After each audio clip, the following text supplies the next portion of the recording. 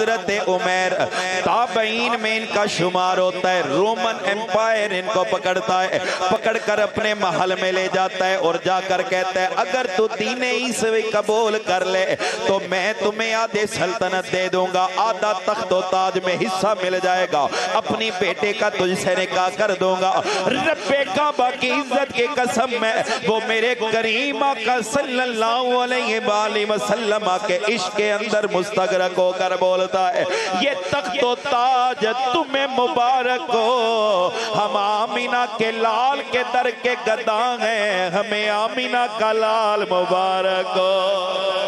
تخت سکندری پہ وہ تھوکتے نہیں، بستر لگا ہو جن کا آقا تیرے گلے میں، اس نے انکار کر دیا، وہ کہتے تیری حکومت تجھے مبارک، تیری سلطنت تجھے مبارک، تیری بادشاہ تجھے مبارک، میں نے کیا کرنا ہے تیرے بادشاہت کو لے کر۔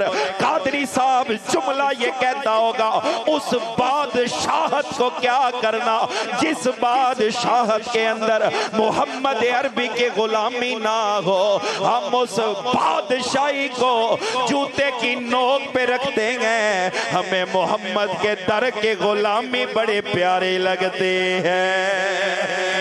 اس نے کہا اس کو ایک کمرے کے اندر بند کر دو، قید کروا دیا جاتا ہے، آپ کے دین کو متزلزل کرنے کی کوشش کی جاتی ہے، ایک حسینہ عورت کو اس کے کمرے میں بھیج دیا جاتا ہے، وہ لڑکی برہنہ ہو کر اس کے سامنے آتی ہے۔ اب جملے سنیے گا، حیا کس کو کہتے ہیں؟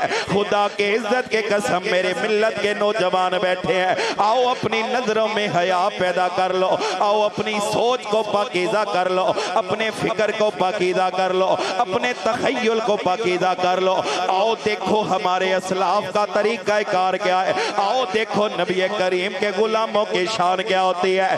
3 دن اور 3 راتیں وہ تو شیزہ لڑکی برہنہ حالت کے اندر اس کے کمرے میں تنے تنہا رہتی ہے، خدا کے عزت کے قسم اس کے قریب جانا تو دور ہے۔ جملے ذرا توجہ سے سنیے گا، محمد عربی کے غلاموں کی شان بیان کرنا چاہتا ہوں، مسلمانوں کا شرم و حیا بیان کرنا چاہتا ہوں، اتنا زیادہ شرم و حیا ہے عورت کے قریب جانا تو درکنار، 3 دن 3 راتیں برہنہ حالت کے اندر عورت پاس ہے لیکن اس کے طرف دیکھنا بے گوارا نہیں کیا۔ جب 3 دن 3 راتیں مکمل ہو جاتے ہیں وہ عورت سوال کرتی ہے میں یمنعو کا منی، بتا وہ کون سی قوت ہے جس نے تجھے میرے قریب آنے سے روکا ہے؟ عمیر کہتے ہیں مجھے رب سے بھی حیا آتی ہے، رب کے رسول سے بھی حیا آتی ہے۔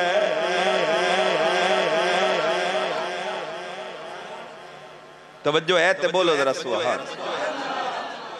عمیر کون سی طاقت ہے جس نے روکا ہے؟ عمیر ذرا وہ طاقت بتا جس طاقت نے تجھے میری طرف دیکھنے بھی نہیں دیا۔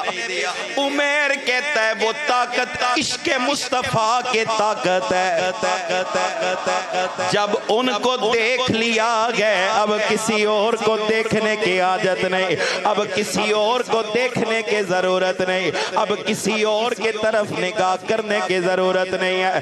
میں یمنعو کا منی، وہ سوال کرتی ہے کس نے روکا ہے؟ عمیر کہتا ہے مجھے اس رب نے روکا ہے جو رب تجھے بھی دیکھ رہا ہے، جو رب مجھے بھی دیکھ رہا ہے۔ جب اس عورت نے یہ بات سنی اب دل کی دنیا بدل جاتی ہے، اس کی تقدیر بدل جاتی ہے۔ اگر کھڑی کے تاجدار کی زبان میں بولو تو کہنا پڑے گا جب اس نے حضرت عمیر کا کردار دیکھا ہے، لگ گئی جو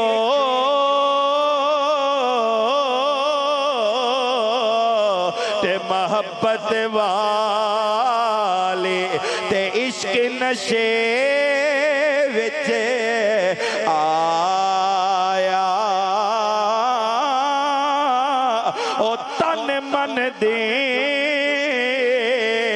رہی خبر نہ کوئی، ایسا عشق نے تین جلایا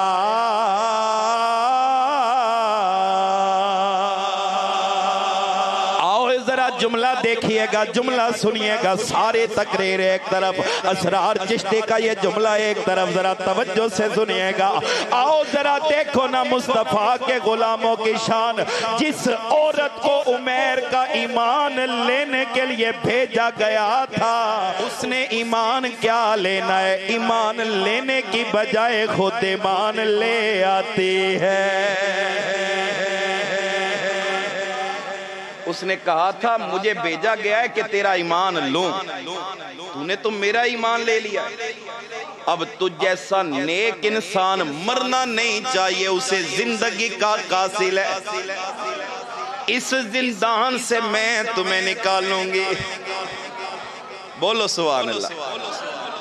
ایک رات وہ آتی ہے، عمیر کی نظریں جھکی ہیں، دروازہ کھولتی ہے، قید خانے کا دروازہ کھول کے کہتی ہے یہ نقدی ہے، یہ کھانے کا سامان ہے، عمیر نکل جا۔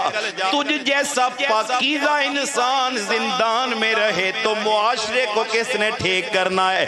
جا، تو قید ہونے کے لیے نہیں، تو آزاد ہونے کے لیے بنائے، آزاد ہو جا۔